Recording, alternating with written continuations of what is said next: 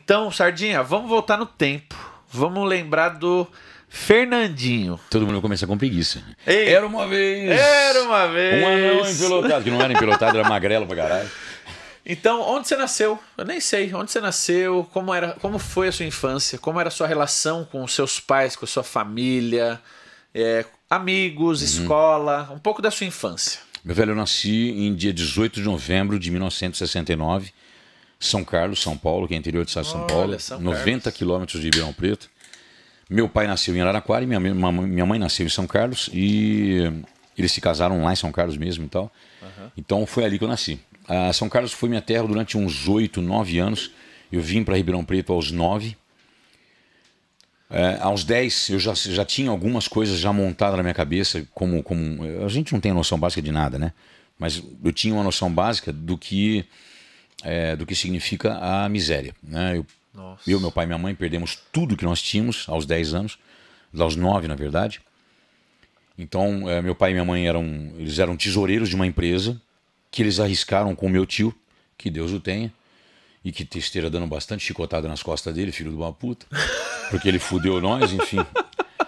É um sócio que vendia muitas mais coisas, ele comia chuchu e arrotava peru. Então ele vinha para São Paulo, ficava hospedado num hotel, no Normandia, não sei o quê, para fazer aquelas coisas tradicionais de dar um passo maior que a perna. Sim. E meu pai e a mãe, como eram os tesoureiros da empresa, meu pai e a mãe, óbvio, assina tudo, né? Sim. Então ele tinha um nome sujo e meu pai um nome limpo. Meu pai sempre foi o... Meu pai e minha mãe, velho, com todos os defeitos, com todas as coisas que nós sabemos, que né, tem hora que dá preguiça, que você explica a mesma coisa, entra para um ouvido, sai para o outro, as cismas, pelo fato de ser sistemático e tudo mais. Meu velho, são os amores da minha vida.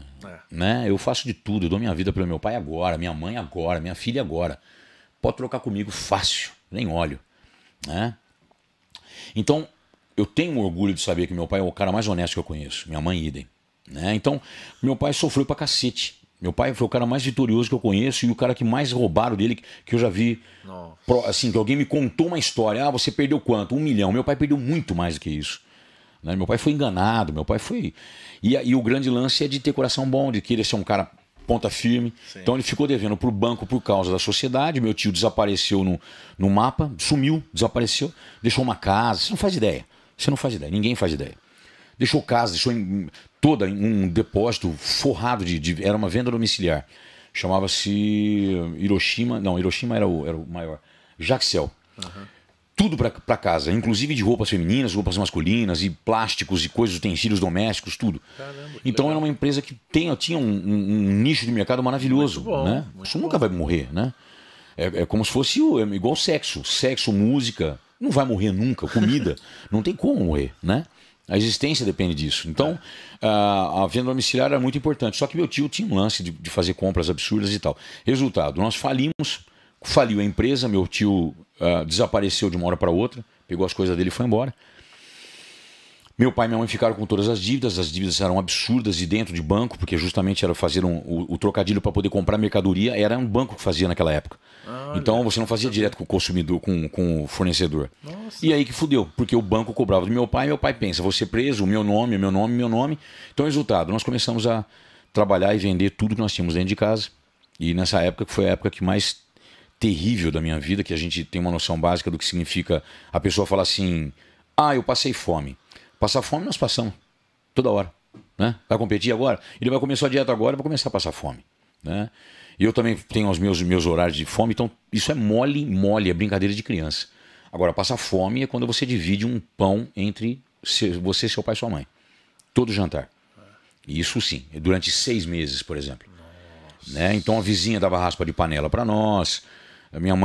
Meu pai consertava um chuveiro de um vizinho ou ferro elétrico de alguém, então o cara dava lá 10 conto, na época não era 10 conto, era Cruzeiros, que eu não lembro qual é a modelo. Pode dizer, né? Então nós realmente mendigamos e passamos a miséria. Caramba. Então meu pai começou a vender tudo, a ponto de vender até a mesa da sala, vendeu a mesa de sala de jantar, porque nós tínhamos uma mesa para comer, então chegou ao ponto de eu e ele e minha mãe comemos sentado no chão. E dividíamos um filão, que era um pão, que nós ganhávamos de uma padaria, porque a padaria tinha dó da minha mãe. Então meu pai pegava uma parte, minha mãe pegava outra, eu pegava o miolo.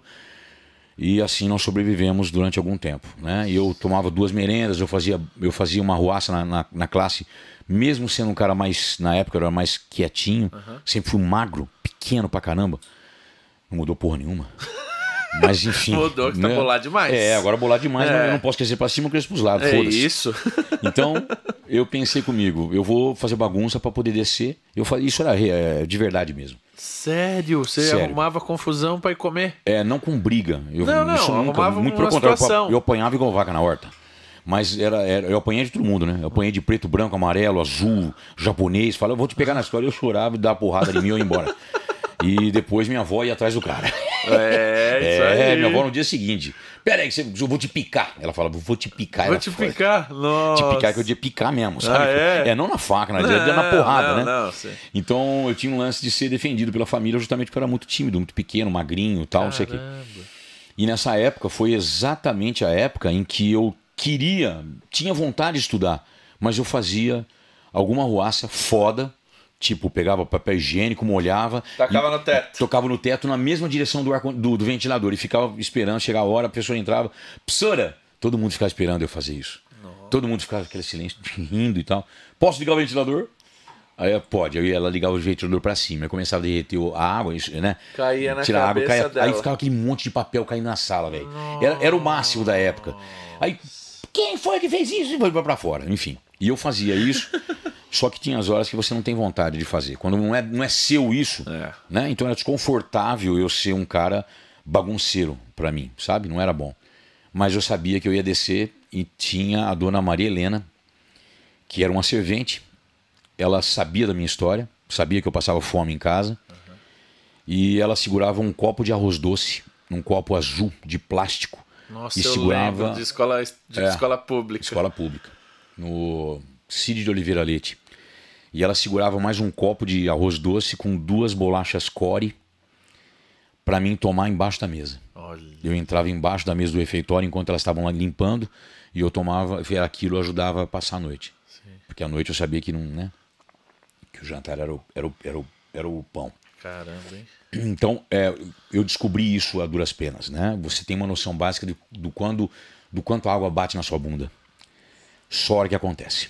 Né? Você fala que conhece, até você falar que eu conheço mesmo, cara. Então, eu costumo falar sempre, para quem passou fome, a humildade é obrigatória na tua vida. Se você tiver alguma petulância, você tem que se fuder muito. Porque se você conheceu a miséria, se você conheceu passar fome, se você conheceu o que significa seu pai chorar na mesa do jantar toda noite porque não tem dinheiro para comprar comida pro seu filho, que eu acho que tem muitas famílias acontecendo hoje em dia por causa desses políticos cretinos que estão disputando poder e nós todos estamos se fudendo. Eu sei que isto, o quanto dói. Eu sei. Com 10 anos. Então eu comecei a trabalhar com 10 anos, eu comecei a lavar banheiro. Eu trabalhava numa indústria que era uma fábrica uma loja de revendedor da Cássio, relógios e teclados da Cássio, que era meu amigo Maurício Vassimon, que me deu o primeiro emprego da minha vida. E eu comecei a limpar a loja e lavar banheiro. E aproveitava e lavava o banheiro da casa da sogra dele, que era do lado. Então e a casa era bem velha. Então eu não sabia, tinha hora que eu brincava muito sobre isso. Tem hora que eu sabia se a privada, eu não sabia o que era aquilo, se era bosta ou se era ferrugem. Sabe aquelas marcas de ferrugem na louça? Então, eu pensava que era bosta, enfim, e diversas vezes era bosta. Mas aí cara, se você pedir pra mim lavar um banheiro, você vai comer no chão do banheiro. Né? Então, vai ficar impecável. Então, o que você faz da sua vida hoje em dia? Eu faço o meu melhor. Não interessa o que você faz. Você é salsicha, velho? Faz uma salsicha do caralho. Não faz meia boca, não. Porque se você faz alguma coisa muito meia boca e você descobre que a água bateu na tua bunda, você começa a fazer bem, quer você queira ou não. Senão você vai se fuder. Então faz pra valer mesmo. Não brinca, não. Então eu não faço o meu esporte mais ou menos, eu não sou pai mais ou menos, eu não sou filho mais ou menos, eu só tenho que sair ou tudo ou nada. Entende? Isso talvez seja o que me fez aprender. Porque quando você passa fome, você descobre que o frango com batata doce é manjar. Né? O lanche agora que eu acabei de comer... Porra, é demais da conta. E eu sei valorizar isso. Não porque só eu sofri. Não. É porque você descobre. Hoje em dia eu tenho algumas regalias. Eu tenho qualidade de vida, eu posso falar.